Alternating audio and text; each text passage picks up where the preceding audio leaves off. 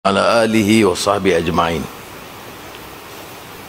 Saudari Fadlina Sidik, Saudara Anwar Ridwan Alami, Ketua Pengarah, rakan-rakan yang saya muliakan, sastrawan negara, dan kawan-kawan lama dan anak-anak baru. Alhamdulillah dapat bersama-sama.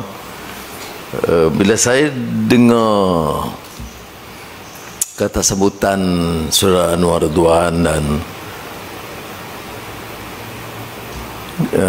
kembali ke gedung ini, Dewan Tun Sri Nasir ini, saya rasa macam lebih selesa di sini daripada di Parlimen Malaysia.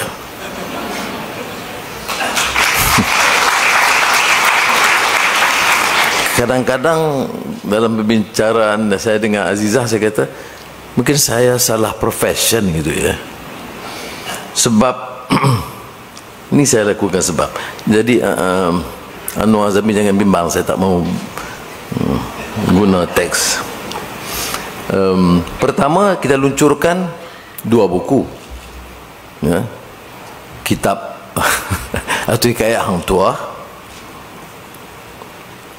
yang dicerakin teliti oleh naskah Leiden yang oleh Muhammad Haji Saleh, dan Tafsir Maudu'i oleh Syekh Muhammad Al-Ghazali, seorang ulama besar. Muhammad, kedua-dua buku ini di antara teks penting saya semasa di penjara Sungai Buloh.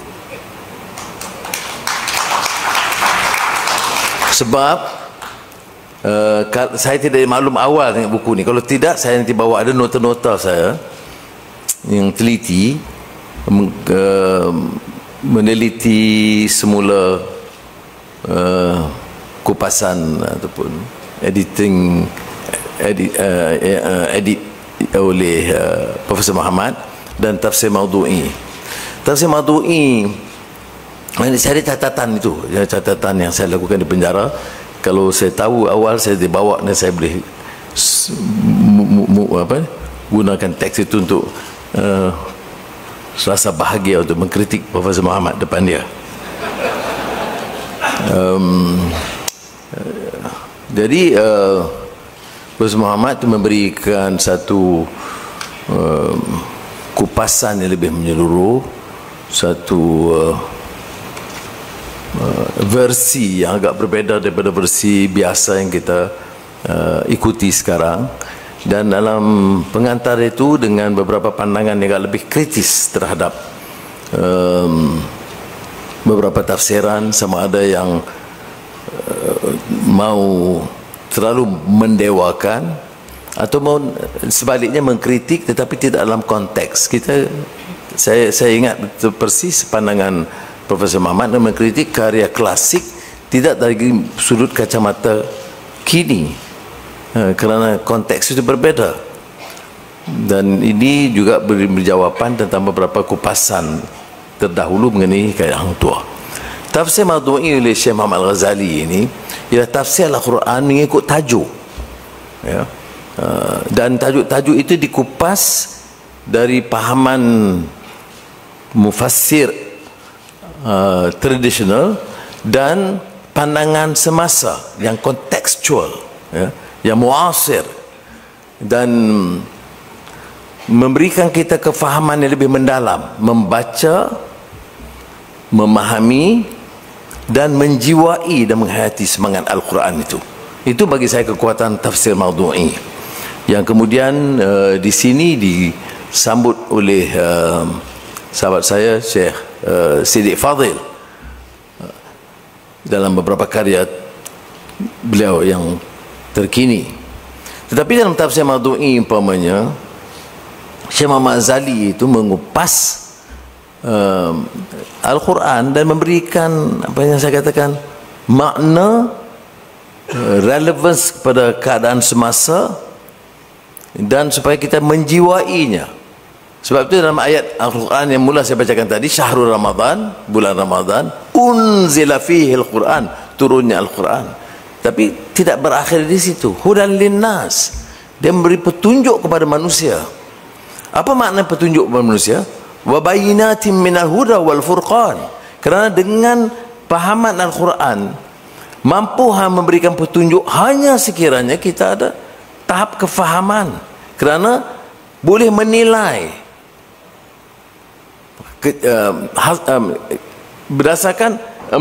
berdasarkan apa yang berlaku sesekitaran kita, yang kita saksikan, kita lihat, ya. Dan tambah petunjuk dan furqan, boleh kita nilai di antara yang ma'ruf dan yang mungkar, yang hak dan yang batil, ya. Kerana kefahaman. Dan tafsir Maudhu'i itu cuba menghayati semangat yang sedemikian, ya. Istajibu lillah walir rasul idza da'akum lima yuhyikum, ya, penghayatannya. Baik, demikian tazkirah awal. Kemudian Anwar sengaja provokasi saya tadi dengan menyebut karya Gabriel Garcia Marquez, Until August. Kebetulan saya di tiap perjalanan, kalau jauh, saya tentulah takkan nak beritahu saya ni baca Quran, tak ada apa Quran, kan. Saya seling tu bacalah. Kebetulan Garcia Marquez itu Pak Samad lebih arif. Itu yang saya minati, dan hampir, saya tak boleh katakan semua, tapi hampir semua novel dalam bahasa Inggeris itu saya sudah baca, ya. Termasuk macam 100 Years of Solitude yang tentunya lebih berat dengan magico-realisnya, dan yang antara yang novel yang lebih yang kecil yang saya minati, The General and Its Labyrinth, yang mengupas kisah perjuangan Simon Bolivar, pejuang kebangsaan yang menentang penjajahan imperialisme Spanyol di beberapa negara. Dia terus berjuang, tapi akhirnya yang sangat mengesankan, menyentuh sanubari saya, dan saya betul-betul ingat. Dan novel itu saya beli beberapa naskah semasa di London 10 tahun yang lalu, ya. Dan saya sampaikan kepada beberapa teman-teman. Kan di atas bukit itu dia merenung Bolivia dan ya beberapa negara yang tak ingat persis, tapi dia memikirkan, ya, perjuangan dia yang awal dengan idealisme mencapai kemerdekaan, kebebasan, dengan maksud menegakkan keadilan, membela nasib rakyat, tapi merenung fi'il pimpinan yang ambil alih itu, dengan kerakusan mereka, dengan tamak halauba mereka. Jadi itu seolah ada rasa kesedihan yang amat bagi seorang pejuang kebangsaan ulung di Latin America, Simon Bolivar. Jadi kerana latar belakang itulah, maka saya bila dengar buku terbaru beliau, mungkin lepas 10 tahun setelah beliau meninggal dunia, diizinkan oleh anak-anaknya diterbitkan, Until August. Dia tidak setuju buku itu diterbitkan. Anak-anaknya memikirkan ini satu sumbangan berdunia sastra yang besar. Maka saya baca. Ada kritikan daripada wartawan senior, katanya ini erotik.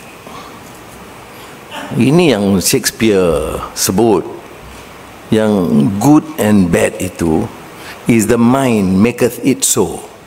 Kalau otak ke situ, baca apa pun dia sampai ke situ. Tak baca pun dia fikir itu. Seperti mana juga kadang-kadang perkritik perasuah-perasuah yang ada. Kalau apa pun dia fikir, oh mesti, mustahil tak rasuah, mustahil tidak ada kepentingan. Jadi maka timbullah fitnah-fitnah begitu rupa. Jadi ini masalah pandangan, saya katakan politik picisan, ya. Lupakah kita Salina, Pak Samad? Ya, Salina itu kisah apa?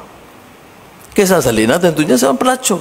Tapi akan maksud itu menceritakan tentang hidup yang durjana, ataupun mencuit perasaan kita tentang derita seorang yang terpaksa harungi hidup yang begitu sukar, yang menjadi mangsa kerakusan nafsu serakah manusia. Itu pulang kepada kita. Kalau saya baca, dan kebetulan Pak Samad di penjara saya baca semula ya. Kerana saya ingat lagi bila mula diterbitkan itu disergah juga, dikritik juga. Apakah tak Islam, apakah bertentangan dengan semangat Islam dan sebagainya.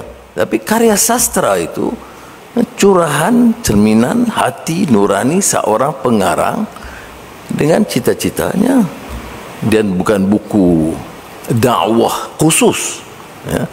Dilihat, dan saya tidak ingat sama ada saya dapat seludup surat kepada Pak Samad masa saya di penjara.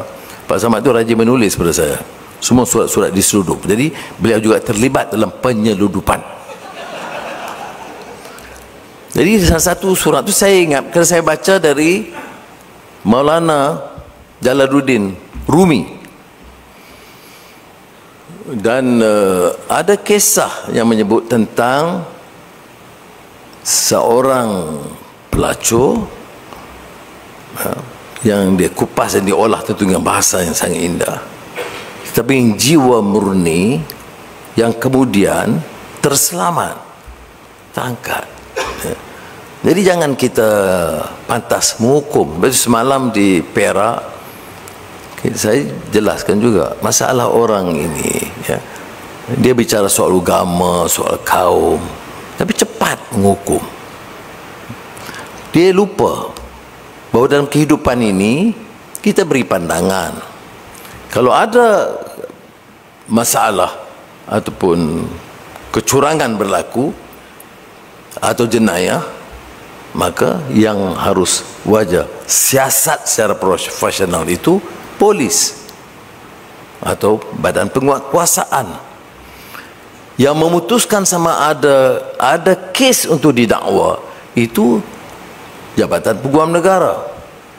Yang akan menghukum itu adalah hakim. Nah, kalau kita ambil keputusan, ada saja kes, terus kita yang siasat, kita yang dakwa, kita yang hukum, itu maknanya bukan negara hukum artinya. Jadi sudah hukum rimba. Dan sebab itu saya kupas pandangan Hasan Hudhaibi dalam keadaan kemelut politik di Mesir yang sangat sengit, kafe mengkafe dan soal sikap yang melampau. Jadi dia menulis satu rencana yang sangat bernilai. Du'atun la qudah. Kita ini doa pendakwah, bukan penghukum, bukan qadhi. Jadi saya nak bagi pandangan begini, kalau ni di kalangan sastrawan budayawan tentunya bukan masalah. Ini saya nak sampaikan melalui corong ini ke luar, yaitu pantas menghukum. Jadi yang saya nak tekankan ini, kadang-kadang curahan sastrawan itu bukan, atau seniman tidak boleh diukur dari sudut yang sangat terbatas. Kalau tidak ada sedikit ruang, sama ada kritikan politiknya atau budayanya atau masyarakatnya atau sejarah sendirinya, itu keupayaan dia mencurahkan pemikiran cara bebas terasa terkongkong. Sebab itu kalau dilihat umpamanya karya-karya Eropah Timur sebelum kebebasan, karya-karya seperti Milan Kundera, itu dia panggil subaltern. Dia terlari daripada ruang terbuka kerana dengan cara sembunyi saja beliau boleh mencurahkan pandangan.